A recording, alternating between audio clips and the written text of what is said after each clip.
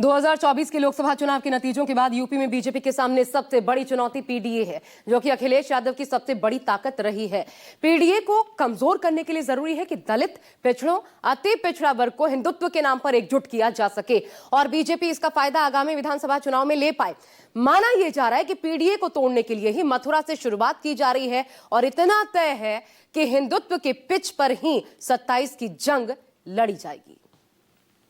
Party धार्मिक ध्रुवीकरण करके 2027 का विधानसभा चुनाव लड़ना चाहती है। भारतीय जनता पार्टी जनता के मुद्दों पर बात करने से बचने के लिए धर्म की आड़ लेकर राजनीति करती है। मतों का सांप्रदायिक आधार पर ध्रुवीकरण करके पीडीए का आप काट करने की माननीय प्रधानमंत्री नरेंद्र मोदी जी की गरीब कल्याण योजनाओं ने जन जन का भरोसा जीता है और उत्तर प्रदेश के लाइन आर्डर की चर्चा पूरे देश में है। पीडीए ने मोदी योगी लोगों दोनों हराया है, इसलिए पीडीए से घबराए हुए। जिस पीडीए के बल पर 2024 में समाजवादी पार्टी ने ऐतिहासिक जीत दर्ज की, क्या उसी पीडीए को खत्म करने के लिए अयोध्या के बाद मथुरा की चर्चा जोर पकड़ रही? क्या पीडीए को बिना कमजोर किए 27 की राह बीजेपी के लिए आसान नहीं रहने वाली? माना यही जाता है कि पीडीए की काट के तौर पर बीजेपी के पास सबसे मजबूत हथियार धर्म और हिंदुत्व का एजेंडा है।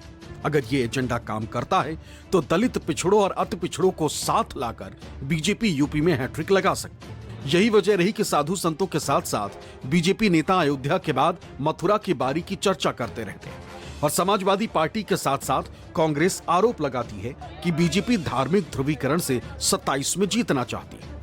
देखिए, भारतीय जनता पार्टी धार्मिक ध्रुवीकरण करके 2027 का विधानसभा चुनाव लड़ना चाहती है और उसी की तैयारी भारतीय जनता पार्टी की शुरू है। वो लगातार हिंदू मुसलमान, मंदिर मस्जिद जैसे मुद्दों को उठा के धार्मिक ध्रुवीकरण करना चाहती है, लेकिन समाजवादी पार्टी अपने पीडीए नारे पे भारतीय जनता पार्टी को हराने का काम करेगी। पीडीए तैयार है भारतीय जनता पार्टी को हराने। अयोध्या में भगवान राम का मंदिर माननीय उच्चतम न्यायालय के निर्णय से बना। हम इस बात को पहले भी कहते थे, आज भी कहते हैं कि माननीय उच्चतम न्यायालय का जो निर्णय होगा पूरे देश ने स्वीकार किया। लेकिन भारतीय जनता पार्टी जनता के मुद्दों पर बात करने से बचने के लिए, जिसमें बेरोजगारी, महंगाई भाजपा सरकार की नीतियों की वजह से चरम पर है, उन मुद्दों से ध्यान भटकाने के लिए धर्म की आड़ लेकर राजनीति करती है। अयोध्या में क्या भारतीय जनता पार्टी ने किया? माननीय उच्चतम न्यायालय का निर्णय था, लेकिन अब फिर से मथुरा और काशी के नाम पर अपनी राजनीति कर रहे हैं। मथुरा में मंदिर निर्माण को लेकर एक बात तो स्पष्ट है कि इसे सियासत में मुद्दा बनाया जा रहा है। वजह यह है कि मथुरा में मंदिर को लेकर मामला कोर्ट में है। जिस तरह सुप्रीम कोर्ट के फैसले के बाद अयोध्या में राम मंदिर का रास्ता साफ हुआ, उसी तरह मथुरा का मामला है।